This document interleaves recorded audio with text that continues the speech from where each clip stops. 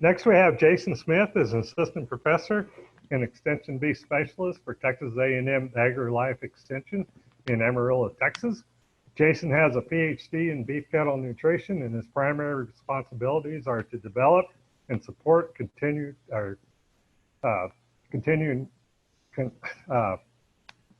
basically based extension programs in beef cattle production for the Texas Panhandle.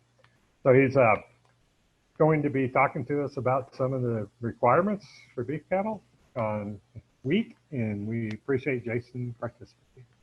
I appreciate the introduction, Dr. Duff. Can you hear me okay? Yes. Perfect, perfect. Well, I also appreciate the opportunity to visit with you all as a group today about this topic. As Dr. Duff mentioned, my primary role is education in beef cattle from an extension standpoint, and being based here in Amarillo with primary responsibilities in the Texas Panhandle. Wheat pasture is a pretty important component of our beef cattle industry, particularly as it relates to stocking and backgrounding cattle, as you'll see in that picture to the left, to a smaller degree for maintaining cows, as you'd see in that picture to the right. I think one of the things that's so critically important about wheat pasture as a component of a sustainable beef industry, particularly in this region, is that it really fulfills two major purposes. One of those purposes is it really helps us to spread out the supply of feeder cattle that will eventually go into feed yards to be finished. If you think about the major concentrations or huge runs of numbers of feeder cattle entering the markets, really have a huge supply of feeder cattle in the fall, to the extent that we don't have nearly that amount of feed yard capacity to handle those.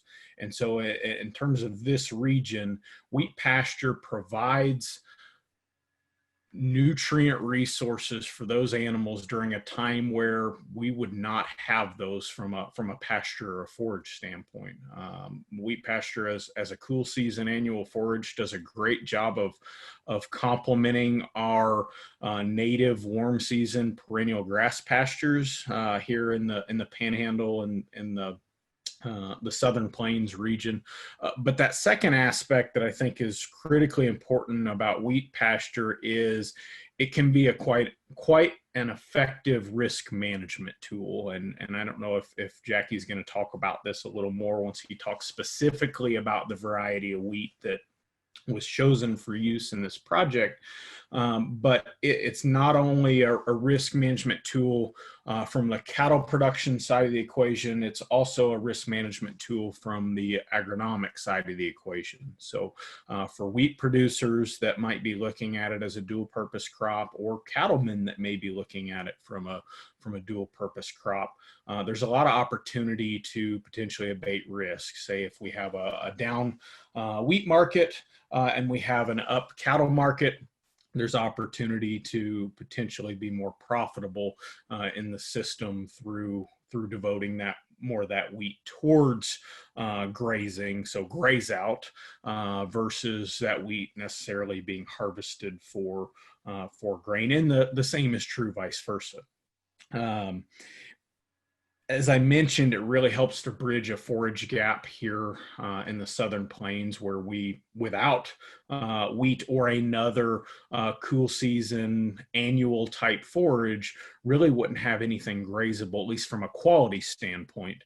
It also helps us to concentrate the amount of land that might be required to support that animal unit. As Dr. Duff mentioned, I think for this project, the current planned stocking rate on irrigated wheat pasture is about 500 pounds, so a 500-pound calf per acre. And that's pretty typical of what we would expect in the region.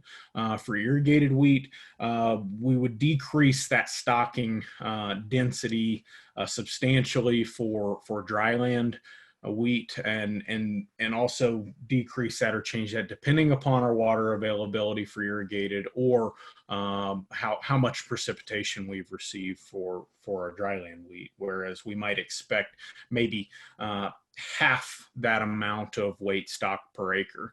So anywhere in the 2 acres per 500-pound calf to upwards of 4 acres or more per 500-pound calf, again, depending upon the conditions, depending upon the scenario, as well as depending upon the cattle and depending upon what the gain expectations or goals are for that producer, whether it's the person that's raising the wheat that owns the cattle, or it's a contractual based agreement, which probably captures the majority of the wheat pasture grazing in the region, where those cattle are going to be grazed on contract based on gain. In terms of requirements, I think it's important also that we recognize that wheat pasture is an incredibly high quality forage. One of the major limitations is going to be abundance, and going back to stocking density. We know energy is going to be the growth limiting factor. So a small amount of an energy supplementation can go a long ways. We know mineral content is also going to be a limiting factor. And then in terms of strategies we know that are quite successful for cattle as it relates to sustainability in the industry, our growth promoting technologies have huge potential for use in wheat cattle. So our growth promoting hormone implants, as well as the use of an ionophore, and then our major health risk with wheat pasture, because of the amount of soluble protein that exists in that forage, is going to be frothy bloat. Again, our ionophores are going to be quite effective at preventing that. And then other surfactant type compounds like paloxylene would be a drug that's available for use as a medicated feed. That's going to be quite effective at mitigating that as well. Hopefully y'all have some questions for me once we break out into our respective sessions, but I'm sure I'm at the end of my time. I'm going to go ahead and hand it over to Jackie.